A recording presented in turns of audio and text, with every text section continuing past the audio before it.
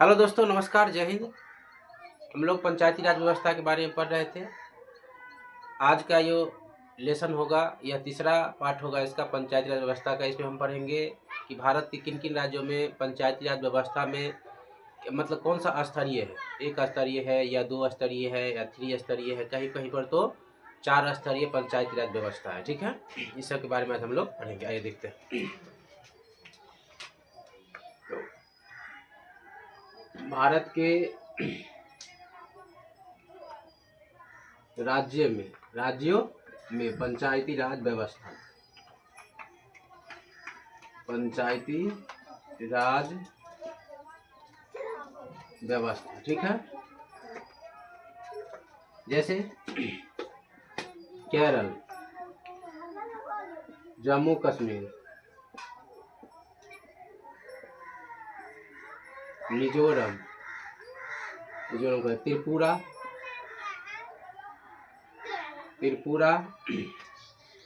सिक्किम, मणिपुर, ये सभी राज्य में एक स्तरीय पंचायती राज है। कैसा है? तो एक स्तरीय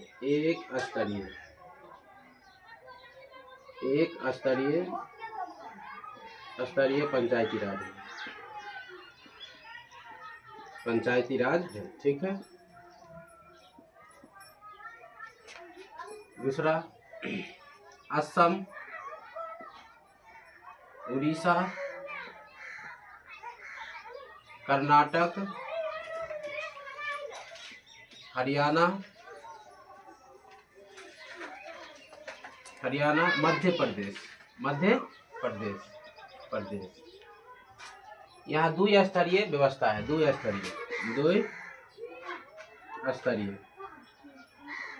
स्तरीय व्यवस्था, ठीक है।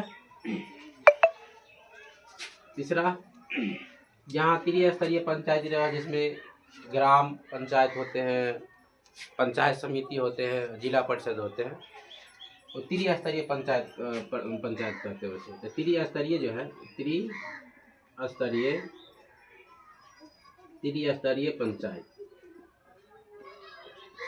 पंचायत जैसे बिहार, उत्तर प्रदेश, महाराष्ट्र, पंजाब, गुजरात, तमिलनाडु, आंध्र प्रदेश।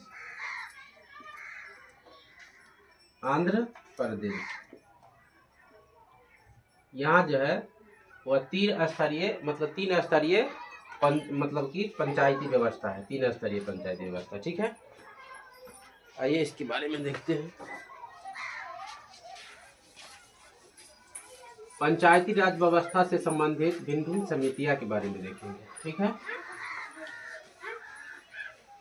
तो पंचायती राज व्यवस्था से संबंधित समिति,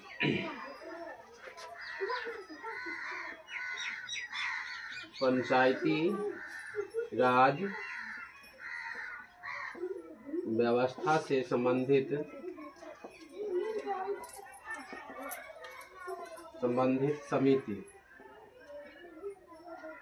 समितियां कह सकते हैं, ठीक है। जैसे पहला जो समिति आया था 1957 में, बलवंत राय मेहता समिति था। क्या था? बलवंत राय मेहता समिति, ठीक है। इन्होंने त्रिस्तरीय पंचायत व्यवस्था की अनुशंसा की थी। तो त्रिस्तरीय पंचायती राज व्यवस्था की अनुशंसा की, ठीक है। सिफारिश भी कर सकते हैं,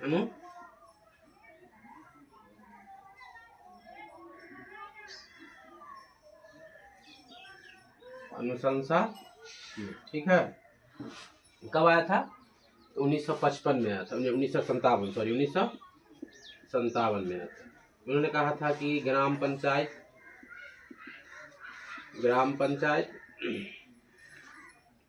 मध्य स्तर पर प्रखंड होता है, प्रखंड में पंचायत समिति। इसी में देखते हैं पंचायत समिति सभी मिलकर क्या करते हैं, प्रखंड यानी प्रमुख का चुनाव करते हैं, ठीक है। उसके बाद जिला स्तर पर जिला परिषद, क्या है, जिला परिषद। ये सबसे उच्च स्थान जिला परिषद का पंचायत व्यवस्था में, ठीक है। उसके बाद आया था अशोक मेहता समिति 1977 में। अशोक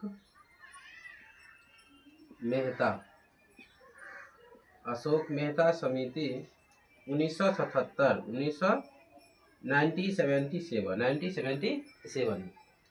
इन्होंने द्विस्तरीय, कितने स्तरीय, द्विस्तरीय पंचायत की व्यवस्था की बात, मतलब व्याख्या किया था। पंचायती राज व्यवस्था की अनुशंसा की, जिसमें मंडल पंचायत, जिसमें 15 या 20 गांव को मिला के एक मंडल पंचायत के गठन के प्रावधान किया गया था, ठीक है। मंडल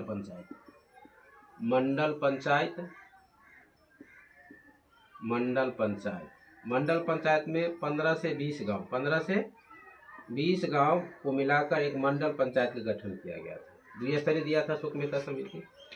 और दूसरा जिला परिषद।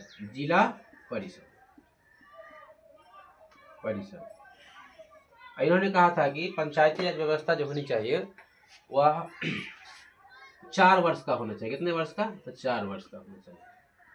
और दल के आधार पर, जैसे राजनीतिक व्यवस्था जो होता है, राजनीतिक पार्टी, वह दल के आधार पर इसके गठन की अनुशंसा किया, दल के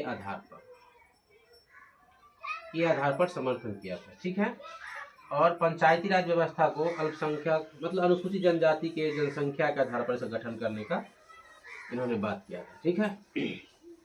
एक बार PVK राव समिति आया था, VK राव कह सकते हैं, VK राव समिति 1985 में आया था। LME समिति 1986 में आया था, ठीक है। संथानम समिति था 1962 में आया था।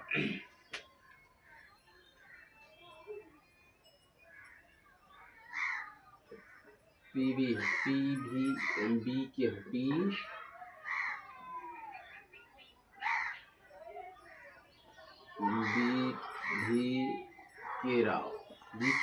राव कह सकते हैं, PVK राव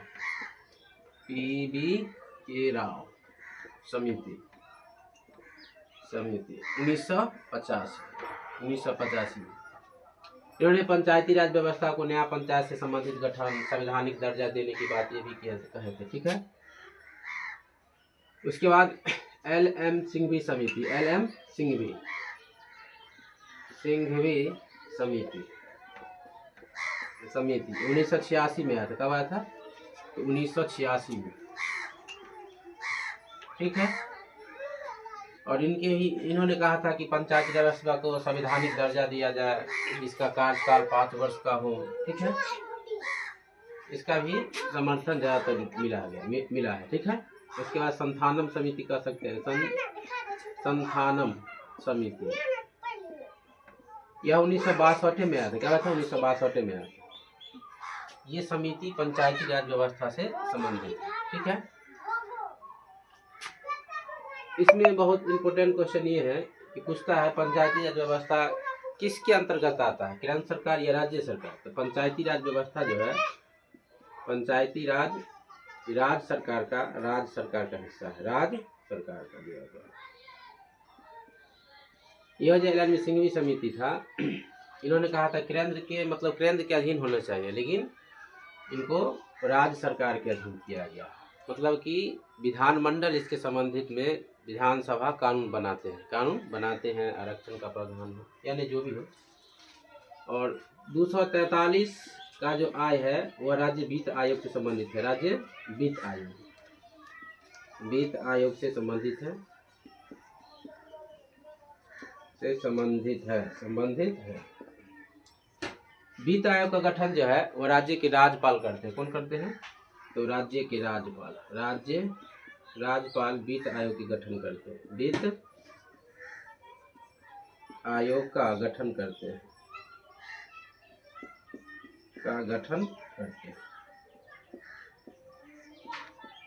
ठीक।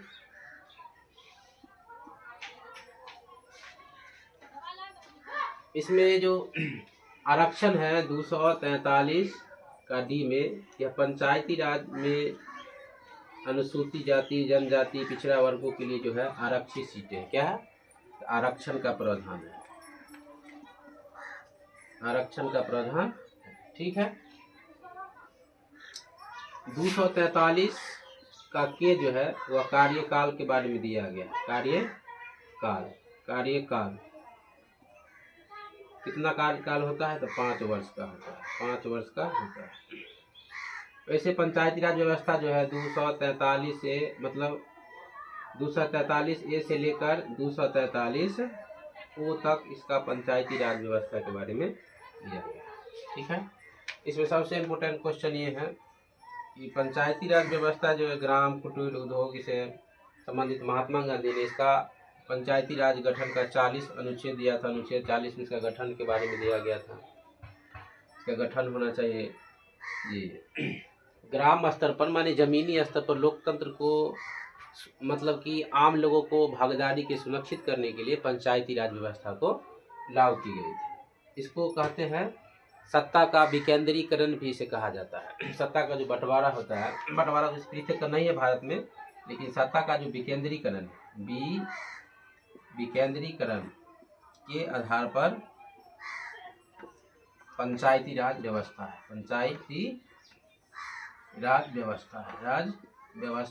आधारित सत्ता का विकेंद्रीकरण। एग्जाम में बराबर ये क्वेश्चन पूछा जाता है, ठीक है। जमीनी स्तर पर लोकतंत्र के उतारने के लिए भी इसका लाने के इसका पीछे उद्देश्य है। सामुदायिक विकासीकरण के आर्थिक विकास, सामाजिक विकास में हो, जमीनी स्तर पर लोकतंत्र का उतारने, जन भागीदारी सुनिश्चित करने के इसका पीछे इसका उद्देश्य है। जैसे गांव की इसके सबसे इम्पोर्टेंट ये है, पूछा जाता है गांव का कैबिनेट किसे कहते हैं? तो गांव का कैबिनेट गांव का कैबिनेट किसे कहते हैं बताओ? गांव का कैबिनेट पंचायत को कहते हैं। पंचायत की जो बैठक होते हैं, पंचायत की बैठक कहते हैं, पंचायती राज कहते हैं। गांव का कैबिनेट किसे कहा जाता है? पंचायती व्यवस्था बहुत ही इम्पोर्टेंट है। इसलिए गांव का विकास है तभी देश का विकास है। क्या है कि भारत की जो अभी भी 70 से 75 मतलब 80%, 70 का कह सकते हैं, 70% नागरिक गांव में ही निवास करते हैं, ठीक है। जब स्वतंत्र हुआ था भारत 1947 में, तो 88% लोग गांव में ही निवास करते थे, ठीक है। भारत का सबसे ज़्यादा ग्रामीण वाला जनसंख्या हिमाचल प्रदेश में है। इसमें हिमाचल प्रदेश में भी त्रिस्तरीय पंचायती राज व्यवस्था का दिया है, ठीक है। ग्रामीण का से नगरीय, ठीक है। इसके बारे में हम लोग अब आगे हम लोग पढ़ेंगे। जैसे नगरीय व्यवस्था में नगर निगम क्या होता है, नगर पंचायत जो सुनते हैं, नगर पंचायत का गठन होता है, उसके बाद नगर निगम बनता है, उसमें नगर पालिका होते हैं, महानगर भी सुनते होंगे ना। नगर निगम सबसे पहले किस राज्य में लागू किया गया था? बहुत ही इम्पोर्टेंट टॉपिक है, इस सब के बारे में हम लोग अब आगे पढ़ेंगे। थैंक यू, धन्यवाद।